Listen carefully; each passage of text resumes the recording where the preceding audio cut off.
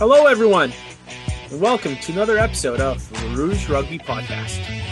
My name is Dan Murphy, and with me always, fantastic Derek Brissett and the amazing Stu Hardy. Gentlemen, it seems that right before we recorded podcast, the news was just kind of being pelted at us.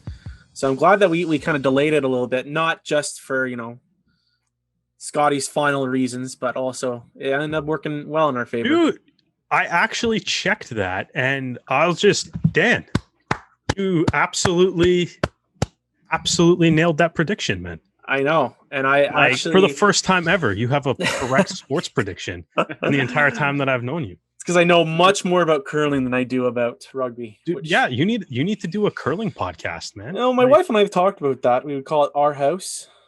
Oh, we live in a house, and in the curling house, isn't there like a coffee company that probably has that trademarked or something? Our House. Well, it's a song, and then Maxwell House. Make your house a Maxwell House. Wow.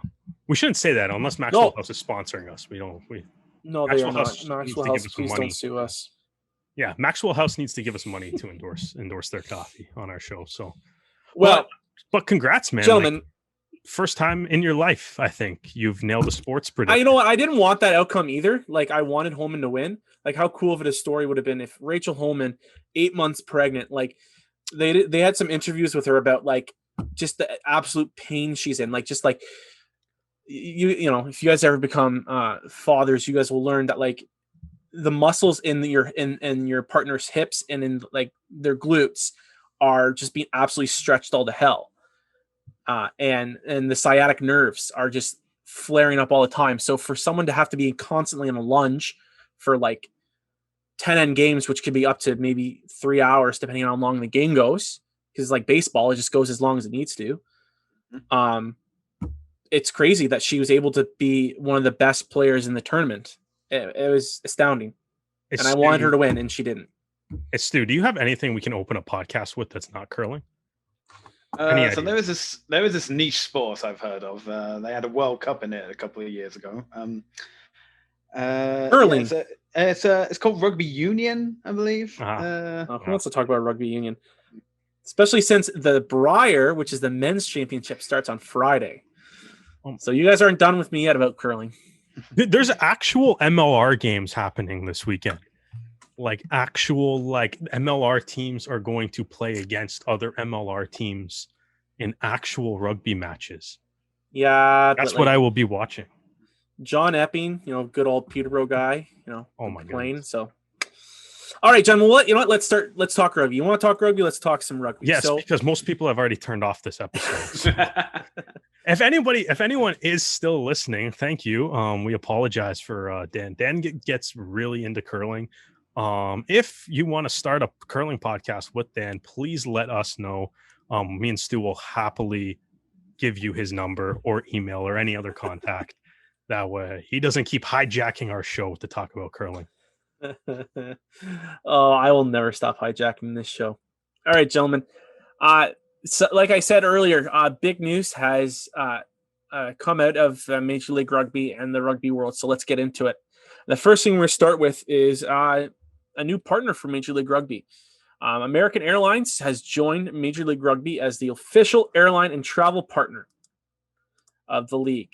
So it's pretty exciting news. I mean, we saw a really strong partnership with Air Transat in the Toronto Wolfpack, and we saw how that kind of was beneficiary for the team and the company. So it's nice to see MLR get a pretty well-known airline and also be attached with a multi-year agreement, in my opinion. But I want to hear from you guys. How big of a deal is this for MLR? This is another kind of cornerstone partnership that they've set for themselves. It's a pretty big deal, to put it mildly. So one of the big issues that MLR had, especially in its second year, was the issue of transport costs with teams going across the United States and into Canada, basically going coast to coast week after week. And obviously to have a airline as one of your partners can definitely reduce the cost of this. Now, there aren't that many details as to what the partnership includes. And it's also worth reminding that I believe it's either the Free Jacks or Old Glory have a partnership with Delta. Free. I believe it's the Free Jacks. Yep, thank you. Just wanted to make sure. You got the colors right. And the coast. Yeah. The colors, the coast. So, you're close. So, basically the same team at this point. But still, this is one of the airlines that are known for having hubs across America. And they do have a head offices in Dallas, which is also where the head offices of Major League Rugby are held, which, is convenient to say the least.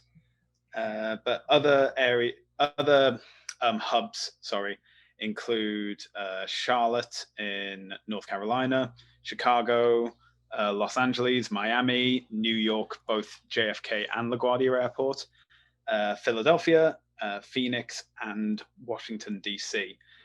And you can tell by just a few of those names that already have MLR teams there. And even just having a transportation between those two hubs, or two of those hubs even, is going to make a world of difference to the teams in the league.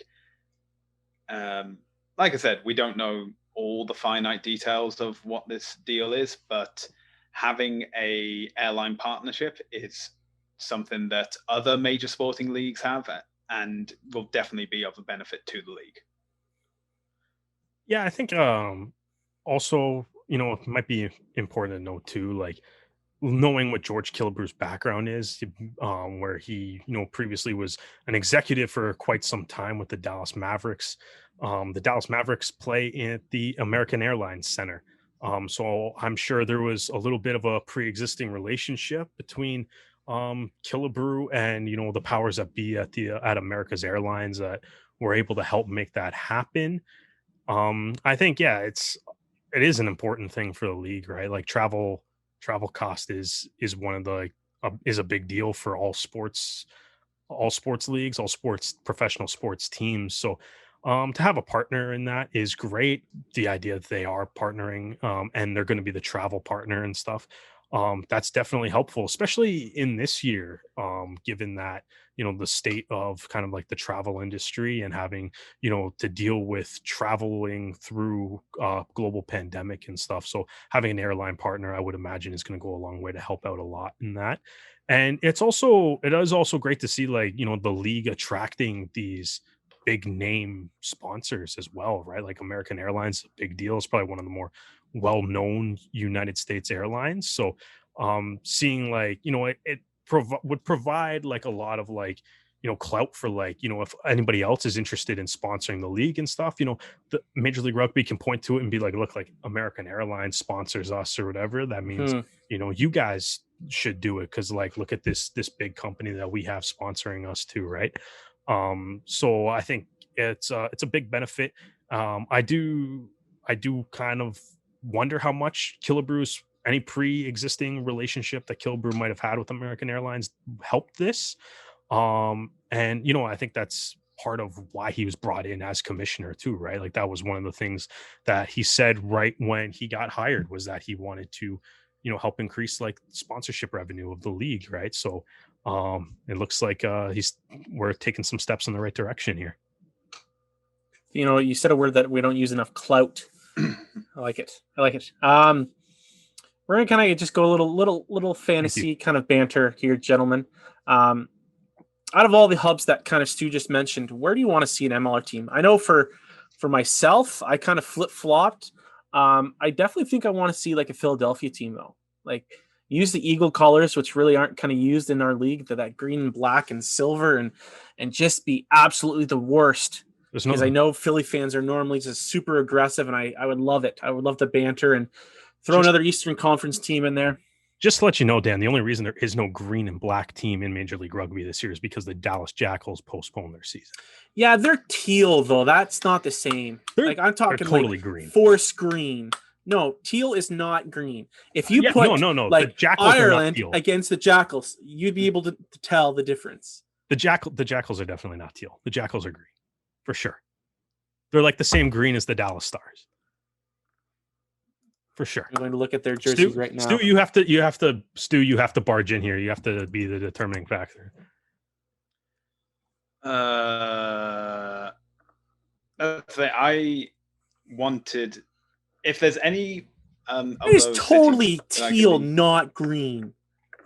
Teal, I'd say, is closer to green than it is to any other of the primary or secondary colors in the color spectrum or light spectrum, I believe. But yeah, I'd say it's close to green. Yeah, thank you, Stu. That's not Dan, the San Jose Sharks are teal. Like, that's what teal is. The Jackals do not look like the Sharks. That's what teal is. Teal is like, who do you? I'm moving on from this conversation because you guys are starting to frustrate me, and we've only been like a few minutes into the show. Let's pick your teams. Damn it! Where do you want a team in one of the hubs? Options are Charlotte, Miami, Philadelphia, Phoenix. I mean, I don't just really for fun. Just for fun. I was gonna say I feel like every time something geographic comes up with Major League Rugby stuff, we're like, is a team gonna be there? It's like American Airlines sponsors it. Where do they have an office that doesn't have a team? And maybe there'll be a team there. George Killebrew said he likes chicken wings. Buffalo's gonna get a team. Listen, well, when they also flaunt the fact that they're talking to 10 different suitors. It's kind of hard to not be like, who are they talking to? All right, fine. So although I'm like, I don't think that this is in any way an indicator of places getting a teams. But if you're going to make me pick, I say the same thing I've said every other time we have this discussion. You go after the biggest markets, and right now the biggest one that the league doesn't have a team in is Philly. So Philly. For no other reason. They don't have to be green, though. They don't have to be green and black. We have a green and black team already, but Philly. Yeah, we also have like a gazillion red and blue teams. So I don't want them using the Phillies colors. Oh, we already got an orange team too. We already got the orange team too. So like maybe if they went like orange and black, like the Flyers, maybe, but like the Gilgronis jerseys last year when they did the white name bar kind of looked like the Flyers with the white name bar. It looked very sort of Flyersy. Yeah, that's fair.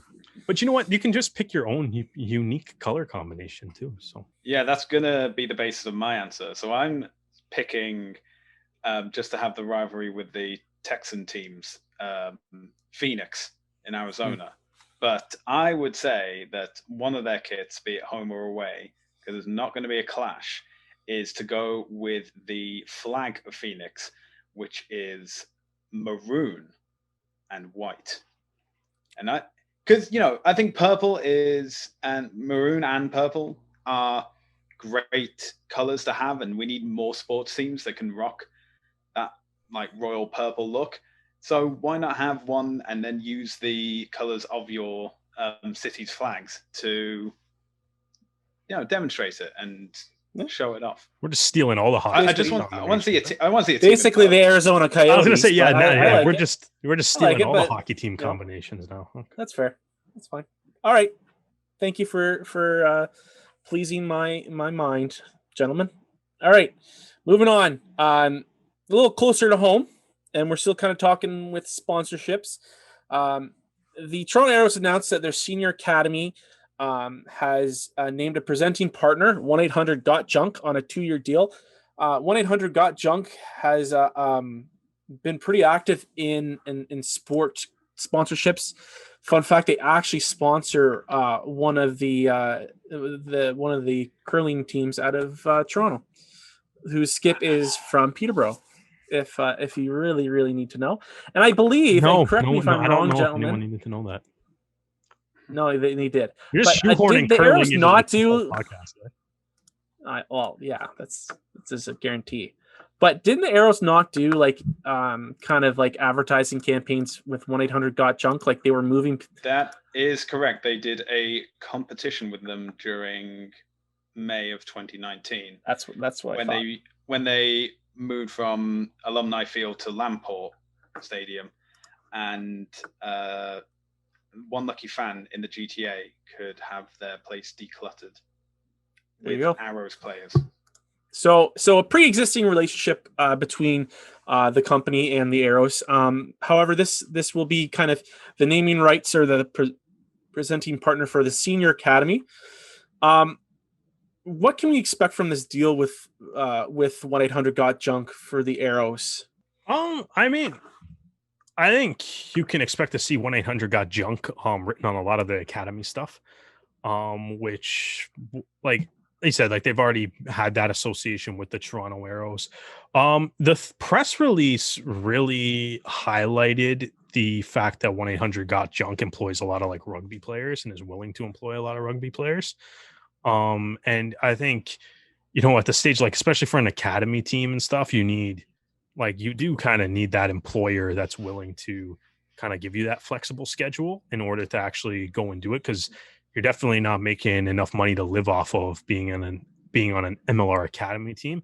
But to play for an academy team, that's a lot of time, that's a lot of effort, that's a lot of energy. So even including that with like you said, Stu, like the last year they ran a contest in which 1-800 Got Junk, and you would have Arrows players show up, and I think you're just going to kind of see like a bit of one of those, like a little bit of like that cohesive like partnership kind of working together kind of relationship.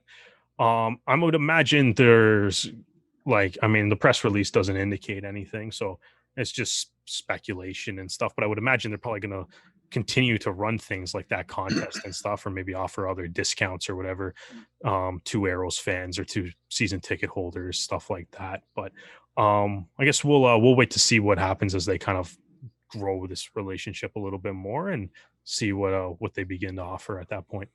Yeah, I think you've pretty much hit the nail on the head. And I've got to say, from the press release where they have the Senior Academy logo next to the Got Junk logo, I gotta say it looks good on a blue background, and I think it'll probably the Got Junk on a logo, gold background.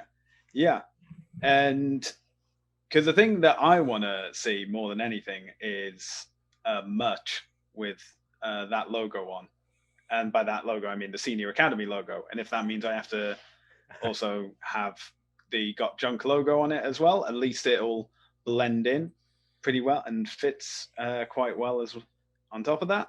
Now, my question is: there a precedent for teams to sell academy swag? Yes, the Free Jacks do. Yeah, you can. I guess that's true. Yeah, you can get yourself some Night Watch merch if you want. No, you just like the Night Watch. You keep on bringing it up. The Night Watch is an unreal. As much as I bring the curling up, you bring up the Night Watch just as much. The Night Watch is a rugby team, Dan. This is a rugby podcast. It's a rugby. Allegedly, have they played a game yet? I think they've had practices or something. The Free Jacks have done something with them. But yeah, that's yeah. But yeah, they do sell that. So it would be nice. I would love to see Academy merch, especially since it's like the more I see it, the more I kind of love that logo. So I would love for the Academy merch just to be for kids. No, not at all. The senior big kids. All right, fine. Then it's only for teenagers. No, adults. I want. You can legally, you're not allowed to buy it if you're an adult. You have to be a teenager. Why are you in such a grumpy mood today, Dan? I don't know. I'm in a weird space.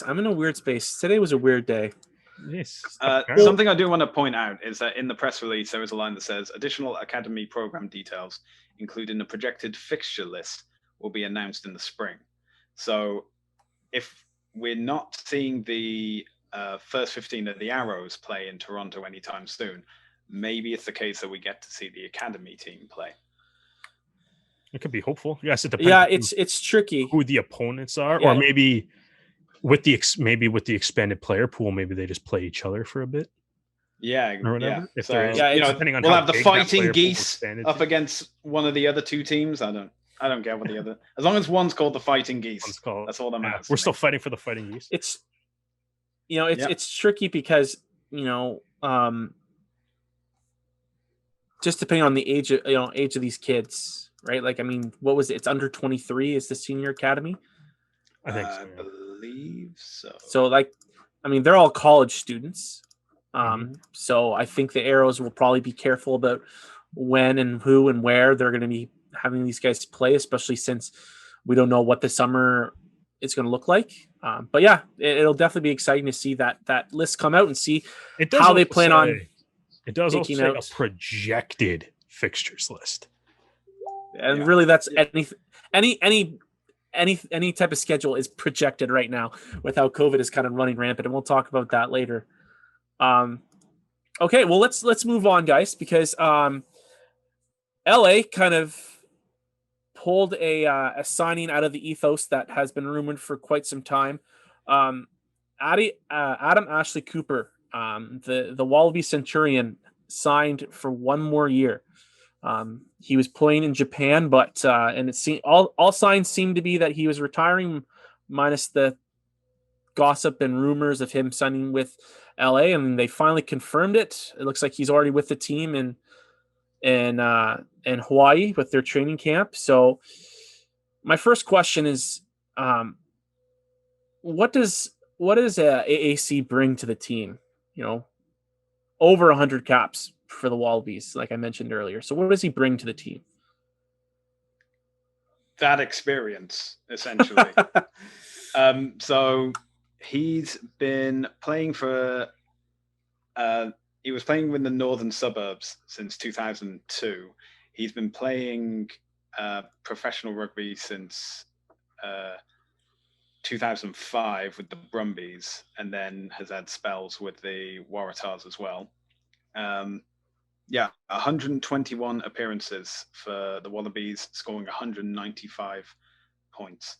I think he did say that he was retiring from international duty prior to the last World Cup. But this guy is known as Mr. Versatile. He's the fixer. He's the utility player that can fit anywhere in the back row. He's played center, he's played wing, he's played fullback. And he's the guy that gets the job done. And maybe with the more senior players, regardless of wherever you're playing in the world, you want to have that guy that can just slot in where you need someone to be, as opposed to like the dedicated center or the dedicated winger, because that's where you want the younger players to become more adjusted and more secure in where they will be playing for the majority of their careers. As a Wales fan, and seeing Wales go up against Adam Ashley Cooper in the Australian squad numerous times, there's a bit of animosity, but just because of how good he is. He's one of those players that when you find out he's playing, it's great to see him, but you're annoyed because you have to play against him. It's just one of those little him again? Not again. No. But no, he's a player that's had a lot of respect from other players as well. And he was rumored to be joining Austin last year. And of course, because of the pandemic, that never came to be. Instead, he was, as you said, off in Kobe in Japan for the Steelers. But it's, I think that he can easily be in the starting 15, but I can see him more as like the impact player that comes on the bench. He has to play for 20 to 30 minutes, but in that time, he'll score 4 bonus point tries just on his own because he's that good. It's going to be very interesting to see, because obviously LA has a lot of big name signings in their team. So yeah, I'm really interested to see how LA start this season. If he's scoring 4 tries in 15 minutes, you should probably start him. Realistically. Either way, I think it's a massive signing for Major League Rugby. I mean, it's one of those guys that's, he's been rumored forever. So it's nice to see LA kind of make it official. Couple other big LA rumors still floating around out there too. So I think ultimately what you kind of look at, I think, is Adam Ashley Cooper is one of those guys that the like diehard rugby fans really are gonna want to come out and watch. So it might be kind of weird this year, considering there might be lack of opportunity to actually go out and watch, but definitely a reason to tune in on television in order to see what he does this year. I think we kind of see it. It's like it. I think he's gonna kind of like my interest in watching him is kind of similar to like some of those a guy like Bastero last year, where it's just like I just kind of want to see what he does, even though like maybe the career is kind of winding down or whatever. But I think the one thing though, I think you kind of look at LA's roster, and LA's roster is nuts. I mean, you have a guy like Adam Ashley Cooper who, he's got the 121 caps for the Wallabies, which is third all time for the Wallabies.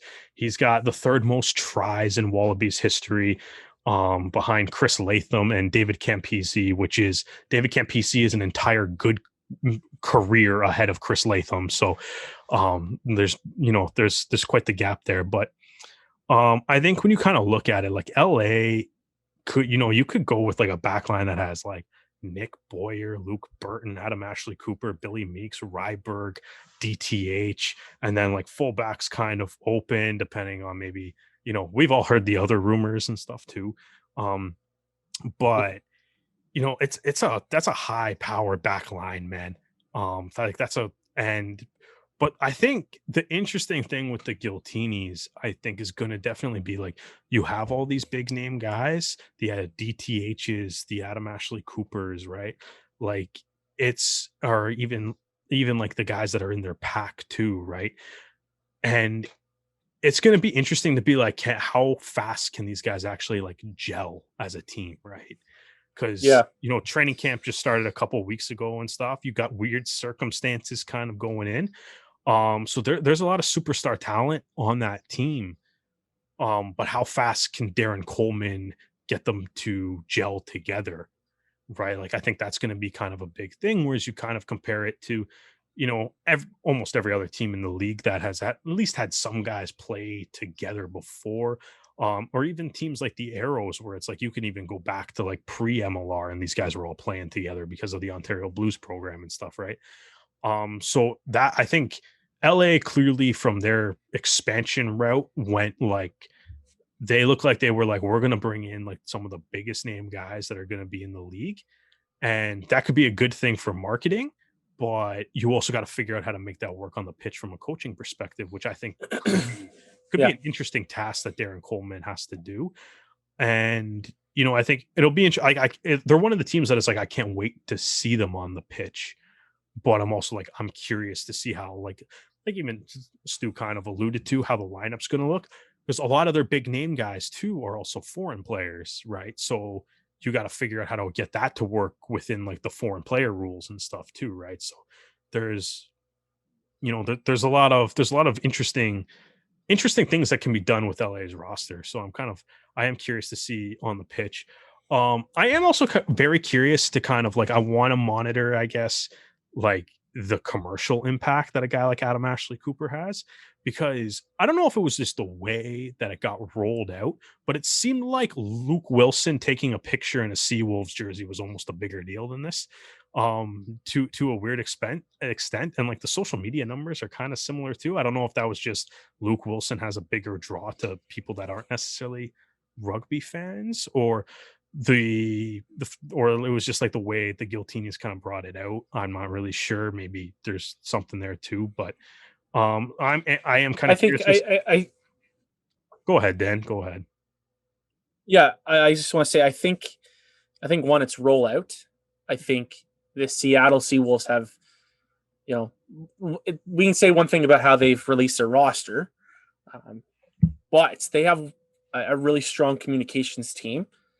And they were they've done a very good job throughout their existence, communicating with fans, putting out content. It's always been a strong team. So I think you guys got experience. I think that Luke Wilson was part of the Super Bowl winning Seawolves. So he's kind of got name recognition within the Seawolves community. And it was kind of just ramped up in a very successful way. And I think in the opposite way, and we talked about off of the podcast that it was just kind of a weird rollout of how he was announced. Derek kind of found it on their website before it was put on to social. So it just seemed like a discombobulated launch. And we've kind of talked about on this show, and other people have talked about it. The Giltinis haven't had the best comms team. And again, we know that they're actively looking for someone. So obviously they've either found somebody or have given up. New logo out of nowhere too for the Giltinis. They were just like, I'm interested to see if that's a secondary logo. What do you guys think of it? Just curious.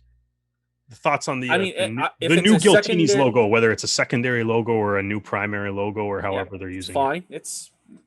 It's a little cleaner, and I think people are more willing to wear a hat with that, like instead of a rugby ball olive. Yeah. It's still a martini glass. It also the fact that it's not changing the name though, which I think most people have the issue with. But Derek, didn't you find that Alex Corbiziero was giving a interview or something, and the logo on the Giltinis logo that he had did not have the martini glass on it? Yeah, as far as I think it may be a combination of two things. Of like, one, they want to keep the martini glass separate in order to promote that it's still a drink and the team is named after the drink, although technically the drink doesn't exist and the team does. So this will be the second time a drink has been named after a rugby team. So it's probably not the first time a drink's been named after a rugby team. I'm sure there's a couple throughout the world. Oh, absolutely. Well, the first twice in MLR it's happened. So, but the other point being that because I think one of the issues that people had was like having replica kits or anything with the logo on it for children.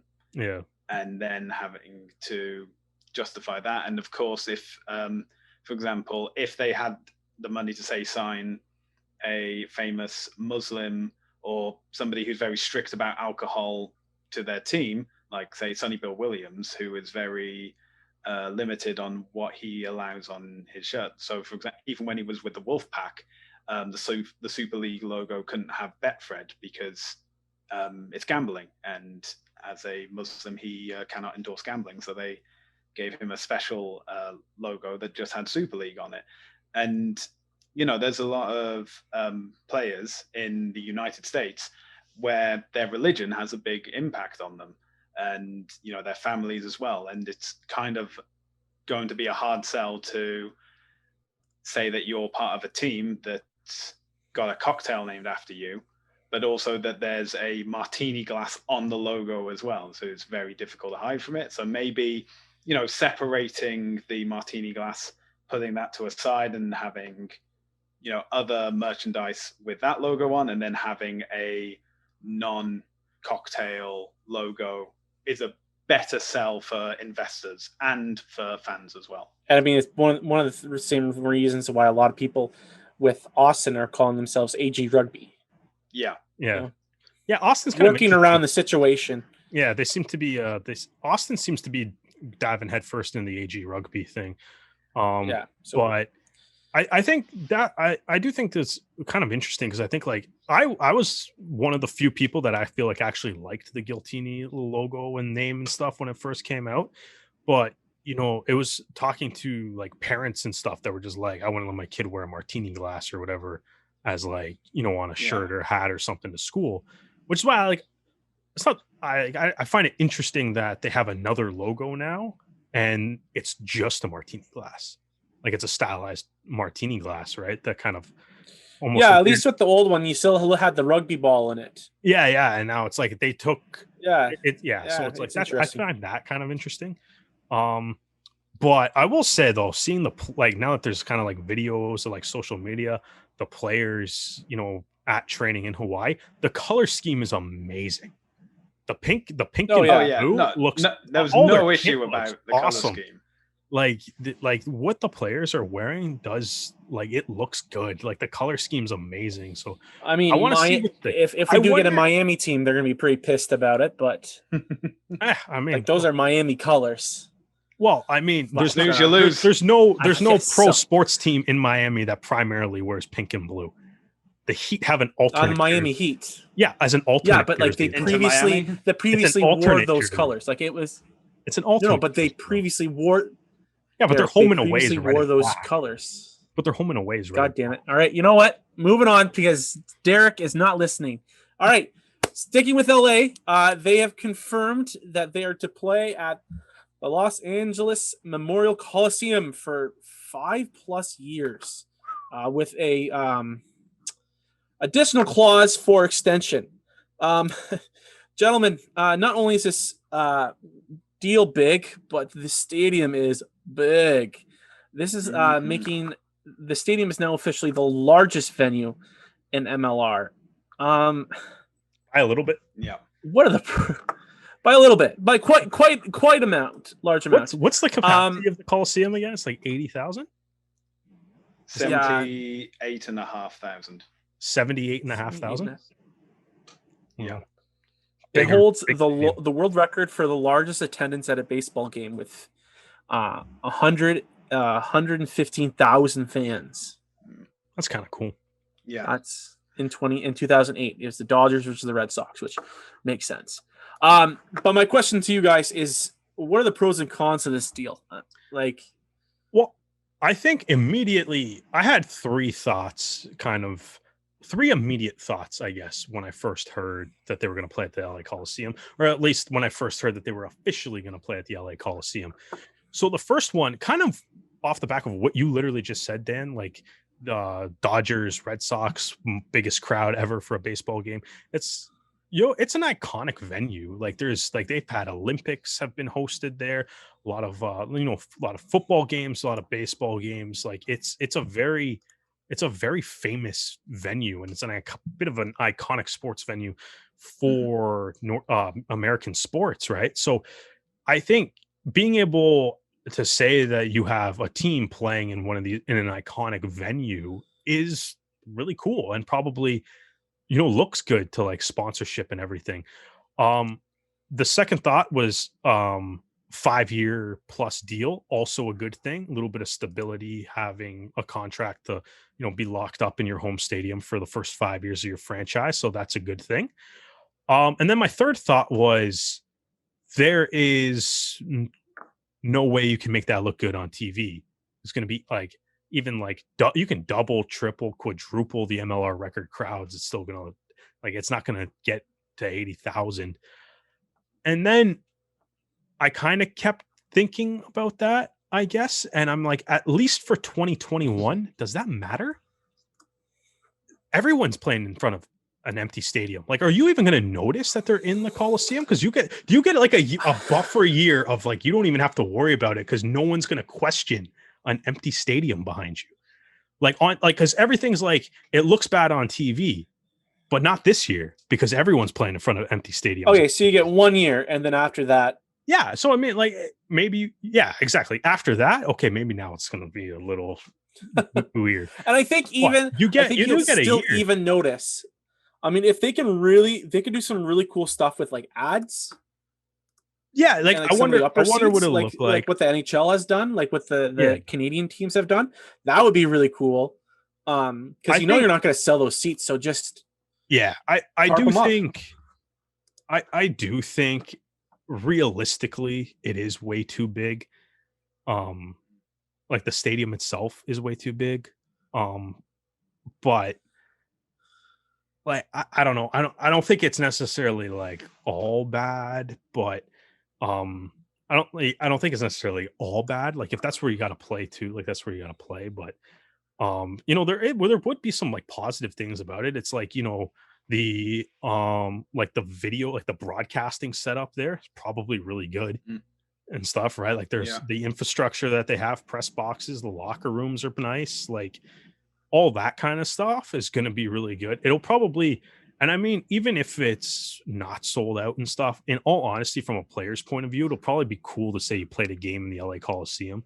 be something you can look back on to say you did. Especially, the guys that get to play like in the first game at the LA Coliseum or whatever, it'd probably be cool. Mm-hmm. Mhm. If it goes well, like I'm not from LA, obviously, so it's like I've never even been to LA, so I don't know like what it's like as far as like ease of access and everything. But I think I realistically, I think ultimately to me, this argument just comes down to it's cool that it's an iconic venue, but the con is that it's probably way too big. But my secondary thought to that is just it probably doesn't matter, at least for 2021, because everyone's going to play in front of an empty stadium anyways. So 2022, Maybe not then it might be. Houston and Austin. Yeah, I do not follow state COVID laws nearly as much as I should, but yeah, I guess Yeah, some it's some messed places up. will be allowed to have fans, but I feel like it's generally going to be like, I think even like the rugby ATL Yeah. silver black game, right? I think they said that they had like around They had like just over 500 700 people or something, which was Yeah. like close to their capacity that they were allowed to have. So like, I mean, like that's fine and stuff. And I think, I mean, if the big knock is that the stadium's too big, this might be the 1 year you can kind of get away with it. You're like, You can get like, great. yeah, you might be able Fill to in as kinda many get away people with as it. you can and spread them out. It's Yeah, great. you might as well you might be able to get away with it, but like going into the future, yeah, like it is too big. But if you want to try to put, I guess I'm just trying to put a positive spin on my one con to them Sure. signing with the LA Coliseum. Stu, I want to jump in because I have Yep, some go I ahead. have a thought about what Derek said. Oh no. Yeah. No, I think it's an interesting point that you brought up about how players can say that they played in the Coliseum. Like I got to play in the LA Coliseum. It's historic, like so many huge events have happened there. But there's something to be said that I feel like if they were able to find a venue that might have been smaller, lesser known, to say that this is our barn, this is our pitch, like look at what the Seawolves have done with Starfire. Now I know like there's been soccer teams that have played there, pro soccer teams that have played there, but they really made that place their own. Look at what NOLA has done with their new field. They've really kind of changed it. And then I was actually watching a video that was done about their commitments. They actually purchased the field from I believe it's like the tourism, the New Orleans tourism Louisiana board. tourism or something like Louisiana tourism board. So like I think that it's a good point, but I like to offer kind of the opposite of it would have been really cool for the Giltinis to find something that they could have made their own. A pitch or a stadium that really could have. And again, LA has a very similar problem with New York and Toronto. Yeah. Like can't just put stadiums wherever you want. Space is minimal. So, you work with what you got, and maybe there weren't a lot of viable options for a, 5,000, 6,000, 7,000 seater stadium that would have been ready for this season. And the Coliseum just offered a good package and a good price. I just think it's going to look really, really bad. It'll be, and I mean, it's going to be empty, and it's not going to unless they can really situate it in a good way. I don't see how this is going to look good post COVID. Yeah, unless post COVID. Post COVID. This year, I don't care. I don't care what. I just want rugby. I don't give a rip about what the stands look like. I'm like, LA's gonna play. Awesome. Yeah, exactly. Yeah, I don't care. But I think post their first year, especially after some of those guys like Adam Ashley Cooper, and who knows, how many some of the guys like DTH, how long are they actually going to play for? Maybe they only play one more season and they say my body can't take it anymore, I'm done. But I think it's cool though. I'm just curious on how it'll coincide with some of their players leaving after they're done with their careers, and then COVID is over. And so like, I mean, we did kind of do like our little goofy chat about where we would play like some random game, but like, it would be fun to see, like, even if it is like, like some random one-off games in like some big stadiums or something. It could be a fun thing in the future too, depending on how well like LA goes here. But it's obviously Vegas weekend. Was kind of criticized for the size of the stadium versus attendance, and not looking that great, like as far as the TV optics were concerned. And I think people do have I think it's a genuine concern and stuff, but I don't think it's all like doom and gloom here, because it is kind of cool, man. It's a cool venue to be Yeah, able to it say you have is. an It's very MLR cool. team in it, right? So maybe and you know what, who knows, maybe they can make it their own. Maybe it'll be like, this takes off really well, and in 2031, the All Blacks are lifting the World Cup trophy in front of a gigantic Giltini logo in the LA Coliseum. Who knows? Who knows? Who knows? Stu, how did you feel about the announcement? Because it was quite the announcement. Well, it's been rumored for a long time that LA were going to be playing out the Coliseum, so this was more the confirmation than anything else. And yeah, I'll agree with both you guys of that. It'll be great for 2021 for any social distancing measures put in place, but afterwards it's going to be a major problem. But to spin a positive, it'll be not impossible. I will say though that it's not just going to be the home of the Giltinis. It's also the home of the USC Trojans football team.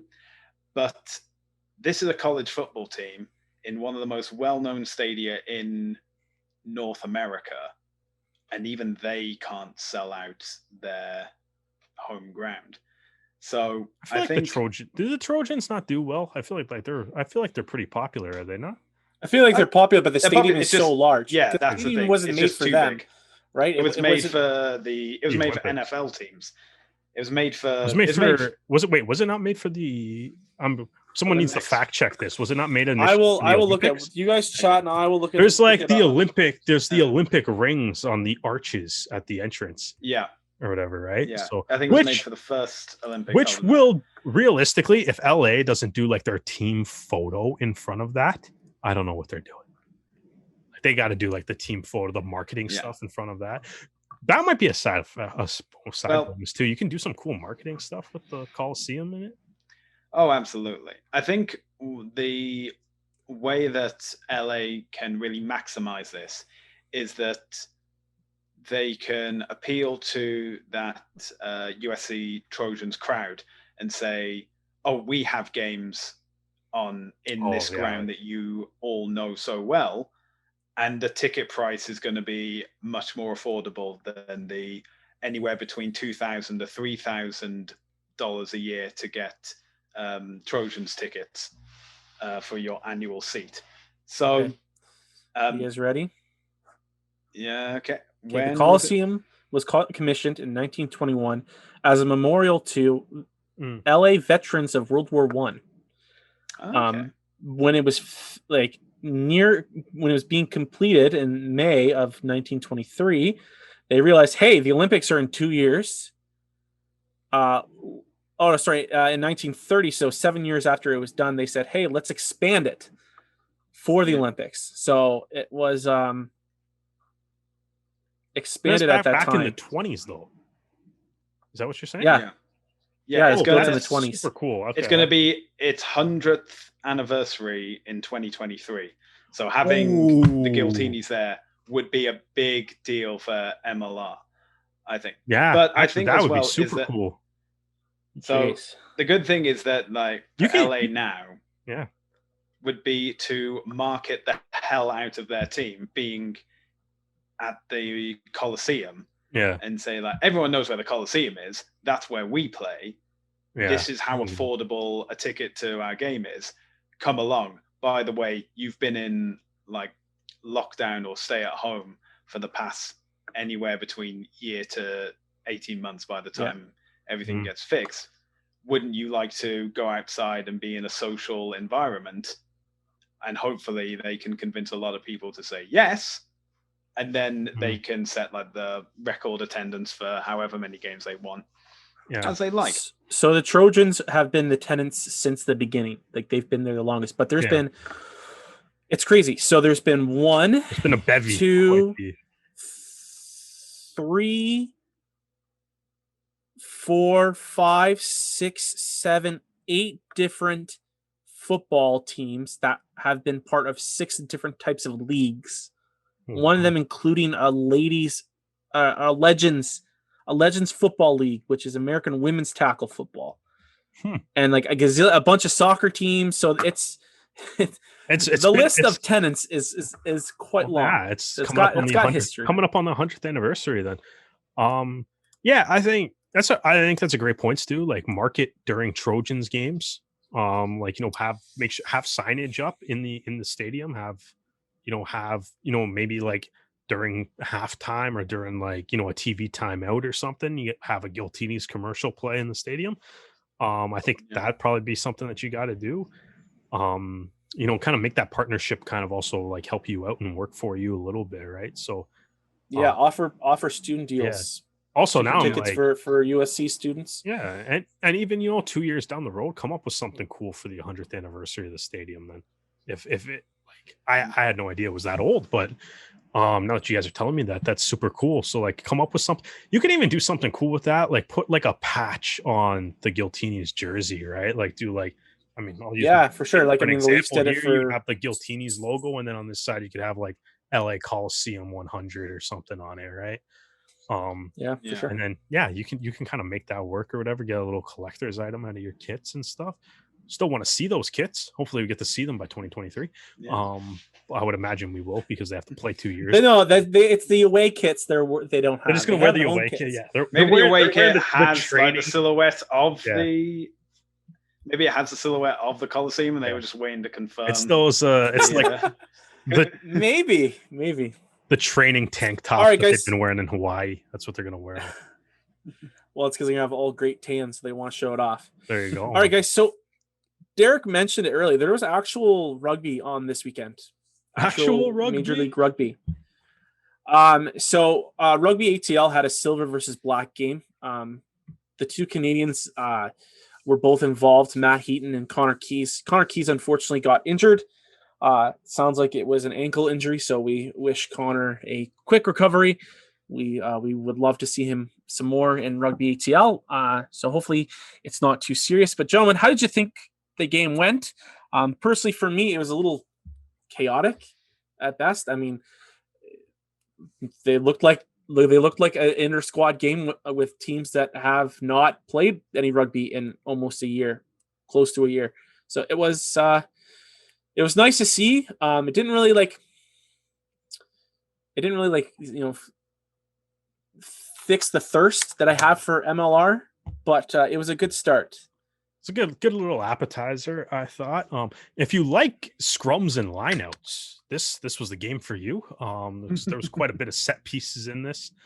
The lineout to me from both the silver and the black team just really did not seem to be like clicking all that well. Whether it was Mon or Garicki throwing in, it just seemed a little discombobulated. Which, I guess it is what it is. It's a inter-squad preseason game. There were some players, though, like you said, unfortunately, from a Canadian point of view, unfortunately, Connor Keys left the game with an injury. As you said, hopefully he's okay. Matt Heaton, I thought, looked really good, though. He was involved in pretty much, at the breakdown, had a lot throughout the game, demonstrated a high work rate, had some really nice tackles, when Black was, kind of edging close to the silver try line as well. Also still looks like, even though they didn't really officially say it, but if there's any indication, the fact that Matt Heaton was the captain of his inter-squad team, I guess he's probably likely lined up to be the captain of Rugby ATL once again. So more, chalk one up from Canadian captains running Major League Rugby still. Every team has a Canadian now, so I assume all the captains will be Canadian. But I think the one thing, though, is like kind of interesting in the game. I think the thing that kind of really stood out to me from so unfortunately as well, Kurt Coleman, their fly half, he had an leg injury super early in the game, like 6 minutes in, I think it was, when he was on the receiving end of a tackle there. And Robbie Petzer kind of came in from the center spot into playing fly half for most of the rest of the game. And man, like, they got some fly half depth, some serious fly half depth down in Atlanta. So they even had Batista and Kurza as well, who's playing fly half for silver. I love that he tried the conversion drop goal from the touchline. I like that spirit. It fell short, or I think it didn't fall short. It went just wide, but I do like that spirit. Probably wouldn't recommend doing that in an actual MLR game, but spirit's there, so I'm fine with that. But I mean, I only really saw it for like 6 minutes, but I feel like Coleman at 10 and Petzer at 12 is going to be a problem for a lot of Eastern Conference MLR teams. That looks like a pretty good combination. And I think ultimately, I mean, it's one of those games where I'm like, man, I really want to pick it apart, but every time I do, I was just like, man, there's MLR rugby's back. This is great. There's actual teams are playing, hitting each other. There's a couple other scrimmages today, or two. Old Glory DC had one. From a Canadian point of view on that, I think it was kind of most notable. Luke Campbell playing flanker. He was wearing the 6 jersey for blue, and then they had a Canadian center duo with Hearn and Frazier in 12 and 13 on white. So Frazier, the leading try scorer on the team last year, that looks like they're going to looks like they're thinking, at least based on that roster, possibly maybe shifting him from the wing back to center, which probably might benefit Frazier because he's arguably just as good, if not better, as a center. So they definitely kind of showing they have their options there. And then it looks like, seeing all the photos from training camp and stuff, man, it's like you said, I don't know if it, like you said, then I don't know if it completely, it definitely didn't completely quench the thirst, man, but that was a great appetizer, I felt. Do you guys have any thoughts on, the silver and the black, or the Old Glory game, or any other MLR kind of rugby that you happen to stumble across and watch? Well, I thought the silver and black game, if I was new to the sport, I wouldn't say it was like the best. Like you said, it didn't quench the thirst. Yeah, it's a preseason inter squad game, guys. It was a nice starter before the main course. It wasn't the Six Nations final or something like. Yeah, but at the same time, I wouldn't take away too much from this. Obviously, I think this was more for the coaches than it was for the fans to see who works where, who works better under high pressure environments, and what needs to be focused on until between now and the start of the main season. So it's nice to see if this is the pitch where the Arrows will be playing their games for the start of the 2021 season. They have a good setup. One of the issues I had from more of a technical standpoint, that because it was on Facebook, there was the concerns of being copyright striked because of the music within the stadium.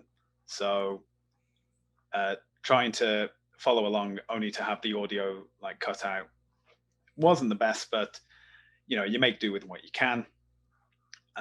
It is good to see rugby at a time which isn't stupidly early in the morning, which was the World Cup, or you have to be up at 9 a.m. on a Saturday to watch it. So it is 9 a.m. is stupidly early to you? No, I said stupidly early if it was in Japan for the World Cup. Or you can't have a lie-in on a Saturday morning. You have to. Yeah, I assumed that was in reference to the Six Nations being at 9 or 10, or any air-based rugby, really. Yeah, you're lucky. You're lucky if you consider 9 a.m. That's. I feel like I consider 9 a.m. sleeping in if I don't wake up until 9 now. It's weird. I feel like an adult. That's the thing. I have to set an alarm. I don't want to talk about sleep, guys. I really. Remember sleep? It's that thing that used to happen. We have a rugby podcast, guys. It's just a simple. It seems like a simple thing a long time ago in another life. I think watching the rugby ATL game, and we're what do we? Yeah, I guess. Oh, I guess it's March. We're in the opening month of Major League Rugby. Fewer than 3 weeks until the season kicks off. I feel like, and I know we're probably going to do it. Everybody else is probably going to do it too. But at some point we'll come on this podcast and we'll drop like the week 1 predictions and everything, right? I feel like week 1 of the MLR season is going to be the most unpredictable week in the history of the league. Because I feel like there's going to be that small part that's like, there's no precedent to a year off of rugby. But it's also like, yeah, exactly. You've most of the guys in the league have essentially played, maybe you've played inter squad games like the Silver and Black or like the High Performance Camp for Rugby Canada. So maybe you've played inter squad games. Looks like a few teams. Maybe you'll get in some exhibition games. But it's going to be March 20th. And I remember this because my birthday is March 25th. And me and my girl and Rooney and Toronto were going to play like March 20th, 21st, whatever the weekend was last year. Yeah. So our plan was to drive down to New York to watch the Arrows and Rooney and then just like tour New York. And that was going to be like my birthday weekend thing.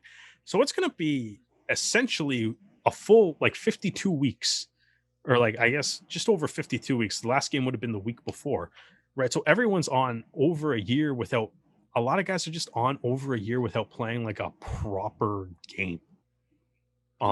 Right. And I think it'll be interesting to see what that actually looks like. Right. And I think a big factor in the season, and like, I know, like I was talking about, like if the LA Guiltini is like, how do you get the superstars to gel together in training camp, and how is that going to shape up and stuff. And I think a big factor for at least the opening couple of games is just going to be like what team actually comes out the gate on fire. Like who can actually like hit the ground running the first like 3-4 weeks of the season in order, to get off to that hot start might be a big thing. Well, guys, let's wrap it up because we got a few more things that we want to talk about before we end the show. And one of the things was announced, I believe, today, and we were recording on Tuesday, March the 2nd, is that following World Rugby's recommendation, the Women's World Cup 2021 has been postponed for another year. This isn't actually the first major sporting event in New Zealand for 2021 that has been canceled. The Cricket World Cup was supposed to happen this year, and it also has been postponed. So, for a second there, I thought you were going to bring up a New Zealand curling tournament that got canceled. No. But with the tournament being 6 months away, guys, is this the right call? And I want to kind of, before I throw it to you guys, I want to kind of talk about one article that I read. Alice Soper, who is a Wellington Pride player in New Zealand, she expressed her concerns over the postponement for many reasons.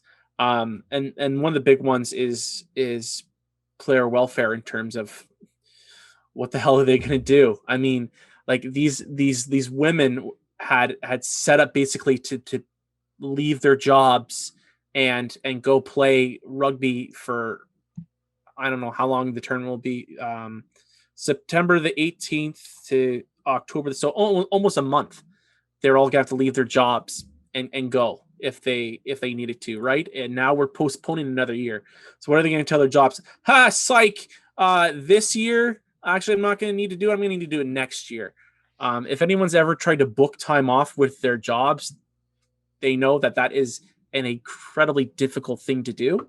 So add that on top of that, and then you've got other people like, we've talked a lot about the Premier 15. How many of the Canadians and Americans have gone over and played on these teams, and with the new rules that the RFU are trying to put onto the league, where you cap international players, that is going to hamper all of those women trying to play at the highest level they can. And who knows if they can financially even afford to do it another year.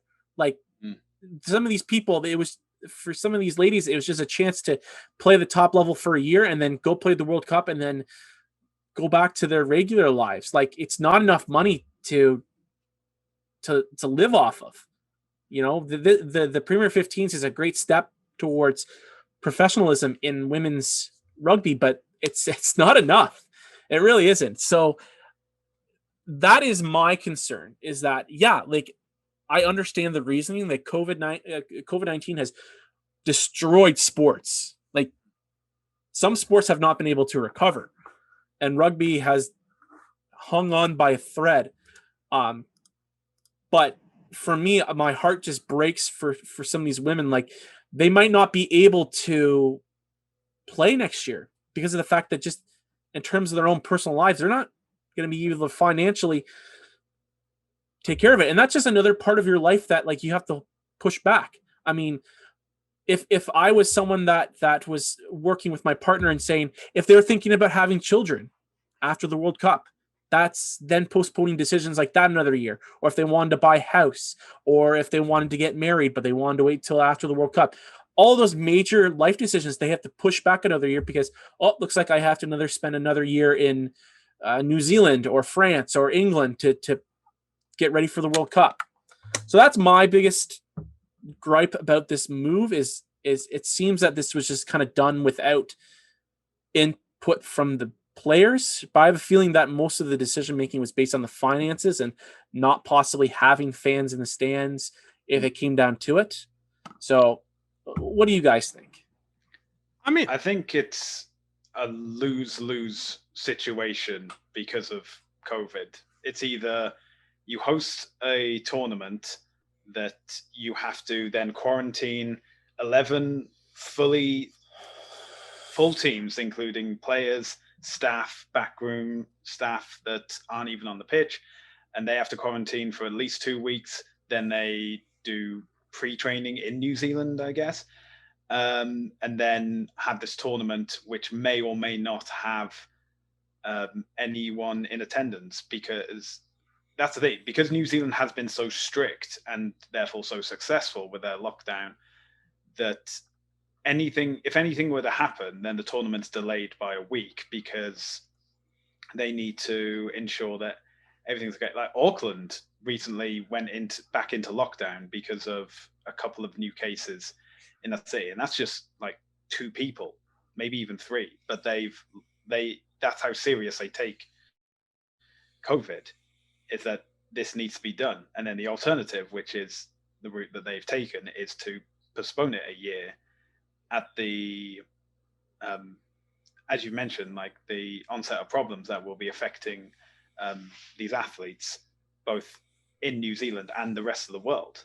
Because I know that the RFU is keen to push through this maximum of 2 foreign players to a Premier 15s team, and that's going to decimate Exeter and the league as a whole. I feel a lot of teams. Yeah, it's not just Exeter is the one that was most vocally upset about it, but I mean that's gonna it's the Saracens dressed 3 just Canadians on the weekend. Yeah, right. Like that's not. I'm not even counting the players of other nationalities. It was just there's teams that have more than 2 like Canadians or more than 2 Americans, yet alone when you actually start adding up all the nationalities on the team. Yeah, so I don't know where the RFU is planning to go with this, in the sense of they may say, oh, because the World Cup's cancelled, we'll postpone this move for a year. But I think that's more morally based than financially based. And if the financial decision is to just reduce it to 2 international players, then that is going to definitely hamper the Premier 15s as a whole. But that's the problem, is in no one can win in this situation. It's COVID wins. That's the only winner, and that's not a winner. Yeah, I think it obviously sucks. I mean, you guys went through a long list of reasons why it sucks, but I mean, like, I'm just like, I don't know, like, what do you do? What do you like argue? Like, I don't know. I don't really know what you do here. It sucks. I guess the only thing maybe, like, what kind of prep? I know, like, in the press release said, it's like the challenges include uncertainty and the ability for teams to prepare adequately for the tournament, which might be a fair point because I don't know how many like pre-match tests teams would be able to have, given the environment right now. And therefore, it's like, does the quality of the actual rugby played at the world's biggest tournament and biggest advertisement for your game, maybe that kind of takes a little bit of a hit, and maybe you're better off, holding off on a year and you can get the best possible performances out of everybody. But I really don't know. I guess that's kind of a subjective arguments that arguments that have been made is that, like, well, they could put their money where their mouth is.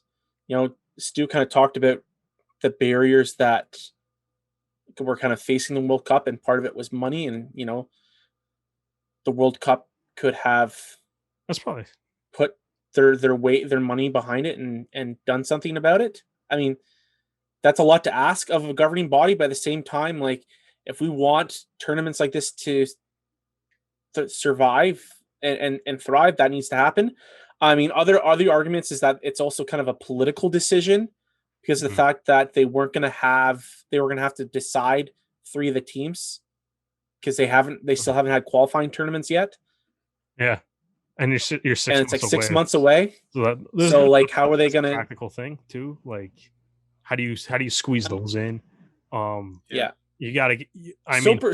You gotta cooperate with the New Zealand government too. Like, Soper in her release kind of said that, like, or in her article, that when she was interviewed, is that, like, I guess in New Zealand proper, they haven't really done a good job advertising it either. Just in terms of, I mean, maybe that's because, like, who knows if you could even go to it? And I mean, obviously now you can't go to it, right? But I mean, like, she's saying that the Cricket World Cup was getting more advertising and more cricket's news. Huge in New Zealand, though. Like the black caps in New Zealand. Rugby. Well, yeah, but it's like, it's still like, I mean, yeah, if we had, like, I don't know, like the World Baseball Classic or something, it'd still be a big deal up here, even if it's not, even if it's not hockey or whatever. I'm just using the words of a New Zealander, right? Yeah. Like, it's not my. No. I'm just stating what she's saying, right? Like, so she says that if we are postponing, let's build some momentum here. Like, yeah, let's invest into stuff like the Farrah Palmer Cup, which I believe is comparable to the Mitre 10. Yeah, let's throw money into that. Let's get some test matches going. Let's really, get this going. Like, let's really put our money where our mouths are and support the women in this tournament, because if we don't have these leagues running and giving everybody an opportunity, then it's just not going to. There's going to be no difference in terms of quality this year and next year. I think that's at least on the pitch. Yeah, I think that's what you got to do, though. It's like, lean into, like, the Premier 15s, the Farrah Palmer Cup. Promote the top level of, like, women's club rugby. All the unions and stuff. Make sure you have, like, a decent run of test matches for everybody to play in the build up. Get everyone playing at the the peak of their ability going into the World Cup, and then hopefully, like, you can maybe kind of, like, use that year to be like, build that up, and then you have a great World Cup in 2022.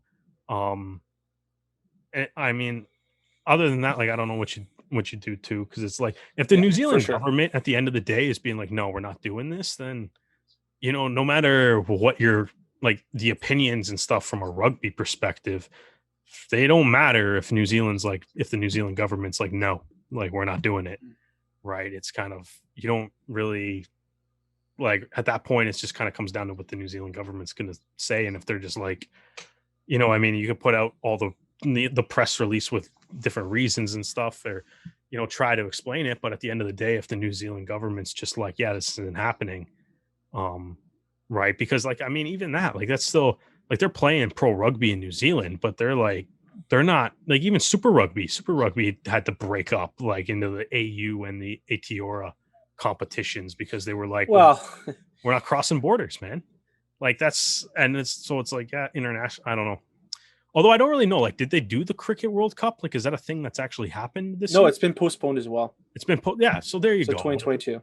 All right, so there. But that's not what her argument. Her argument was that it's just not being, like, either World Rugby or Tourism New Zealand are not putting the effort into advertising it within the community. So okay, so I mean, that's probably a fair criticism. I'm not in New Zealand, so I don't know how the advertising's actually going there. But so yeah, I mean, she's probably got an excellent point. But yeah, I think, like, ultimately, like, I feel like I would rather have a great 2022 tournament than a mediocre 2021 tournament, though.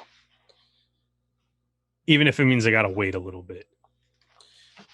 I think for me, that's still ignoring the human aspect of it. But I mean, when a sport is as small as rugby, unfortunately, people are going to have to miss out, and other people are going to raise their hands up. And especially with the Olympics happening this year, there will be an influx of talent for all the top teams that will now if be the open. Olympics happen this year. Another right. That's like, we're not even gonna get into that. We're not gonna get into that. Well, that's the whole thing too. Like, what's going on? Like, I mean, even other stuff. Like, what's going on with the Lions tour? Like, what's going on with and that's anything, right? Like, there's so much stuff that's up in the air.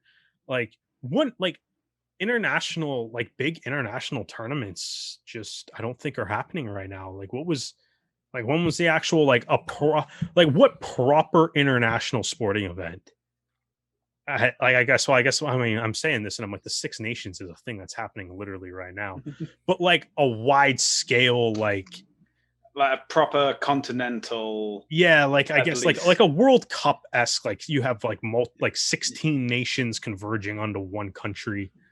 I mean, Scotty's Tournament of Hearts had multiple teams in it that involved the bubble. I mean, that. I was going to say the Euros, the Euro 2020, which is now taking place Euro 2021. Oh yeah, is like multiple locations across Europe.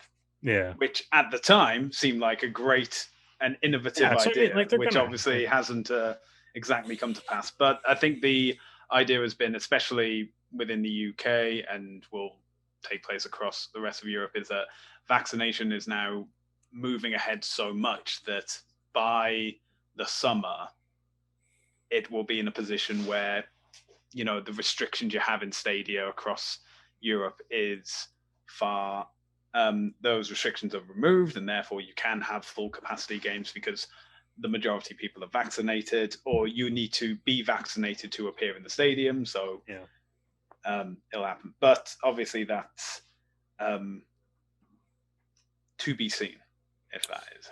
All right. Well, let's finish it off, guys, because there is some more kind of shameful rugby stuff that we got to finish off with. And I wanted to kind of go on to the show and talk about how thrilling that Wales win over England was, and talk about how Ireland got back into the good graces of the rugby gods with a win.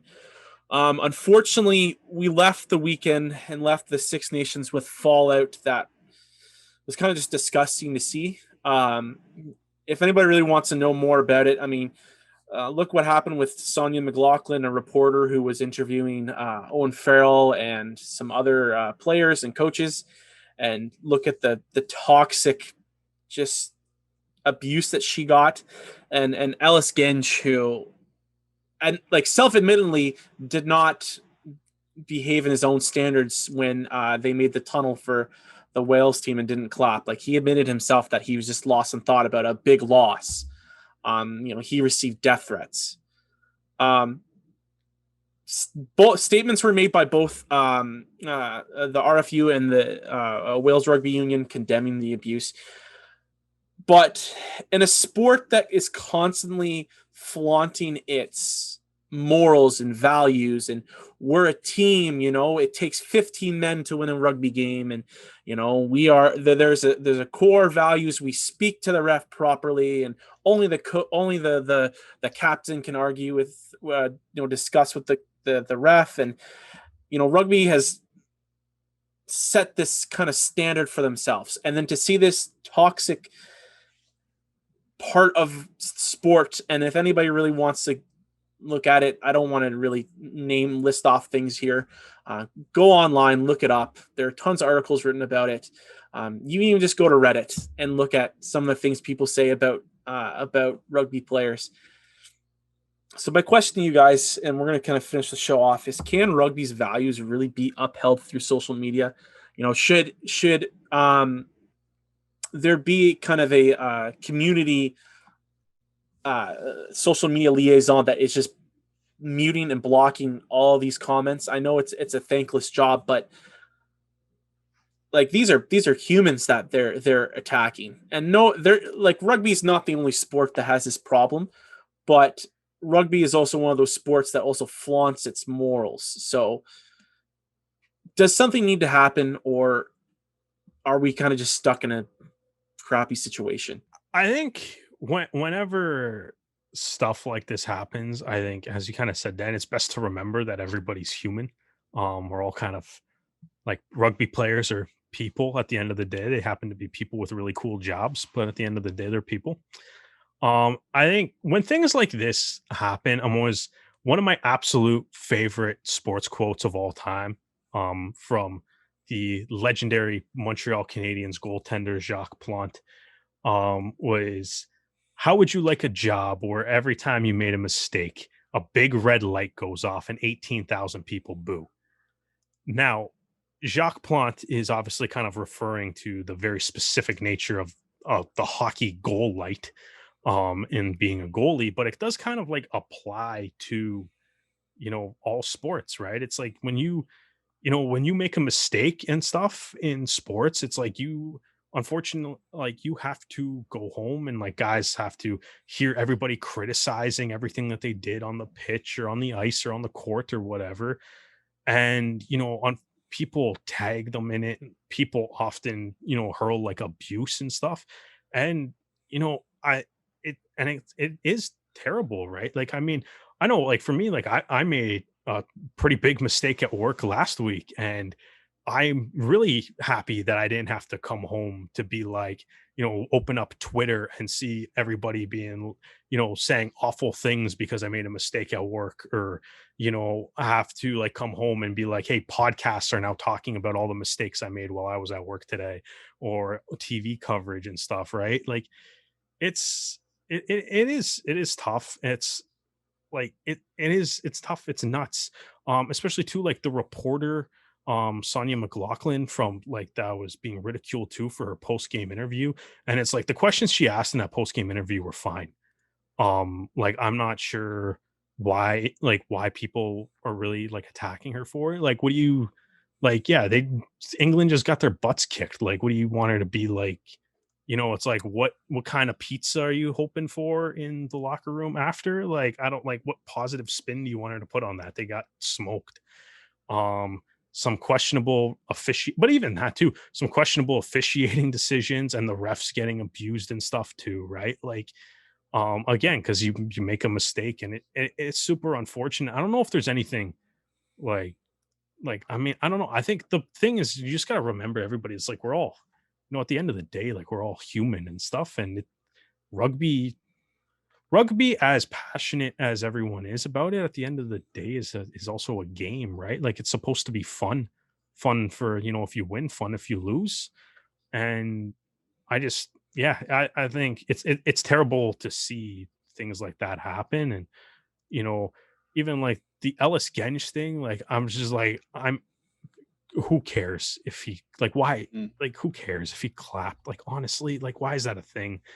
Um, and I mean, like, even like the reporter, like Owen Farrell, answered all the questions. It's not like he was like, that's a dumb question or anything to her. It was just like, I don't know, it's just a bunch of people being like, I guess they have. It's tough too, because I know, like, when she was mentioning it too, like, it's like social media and stuff, like, you can at people. So it's like, when you have something like vitriol to say, it's like, you know what I mean? Like, it's brutal, because it's like, you can just open up your app mentions, and it's just people like screaming at you. Like, it can be And brutal. like I the think, Ellis Gage thing is such an interesting thing, is because people are mad at him because he wasn't polite in clapping yeah, the opponents. Like, I get the respect in rugby, but like, the guy just was part of a team that just lost they got against. their butts kicked in that game too. They got their butts kicked, and like, that game would be traumatic to be a part of if I was an England player. So yeah, I might not be clapping, because I'm going to be running through my head like, if I was starting, would I have made more difference? Like, he was on the bench for the first, half of the game. It's like, you're Would I have made more of a difference? So I don't blame him for that. And then he got death threats over it. yeah, no, it's nuts. Yeah, It's which is obviously too much. It's the hypocrisy of it, is that a guy didn't uphold the values of rugby, so I'm not going to uphold the values of rugby by Yeah, sending exactly. him death threats.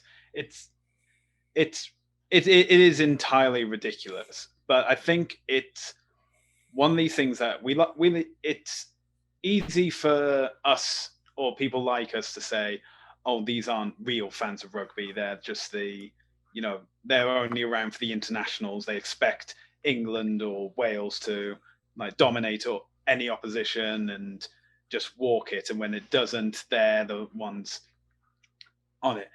But even a casual fan of rugby is still a fan of rugby. And to just ignore it or pass it off isn't going to help anyone. I think for a few people as well, that this isn't new. It's just being exposed on a grander level. Yeah. There's no reason to issue death threats to anybody over a rugby game. No, I think someone made like the great comparison is that is like watching an Avengers film, and when so in say at the end of Infinity War, when your favorite Avenger gets dusted, you go on Twitter and you send a death threat to Josh Brolin because he played Thanos and he was the guy who did that. It's stupid. I think I'm not denying anyone can have an opinion on like certain players or even on the referee, because there were a lot of people that had opinions on the referee, although clearly he made all the correct decisions. I'm not biased at all. But at the same time, if you can say that was a poor performance by England or words to that effect, and you don't have to single out any single person on Twitter. And even if there is a player that you don't like, don't include that at. You're just being a dick at that point. It's yeah. And the other part of this is that those people, like we also need to acknowledge that there's just people that like are so unhappy with their lives they want to make other people miserable to get onto their level. And I think we also need to acknowledge that. Like, we can send these warnings out and be like, don't be a dick, and people will be like, I'm gonna be a dick because I hate my life and I'm gonna be make people miserable. I mean, I don't. Yeah, like, and like that's in every facet of life. Like, there's I think they're bored. Anything that's they're bored and they're angry and they're lonely. Stuck inside. They've been stuck inside, especially in the UK. The government have like gone back and forth on what needs to be done before things can reopen. The one solace is watching their international team play, the old enemy down the road, down the M40 or whichever motorway it is. Please don't come at me. I'm sorry. You're the one that lives there. You tell me, man. Lived there.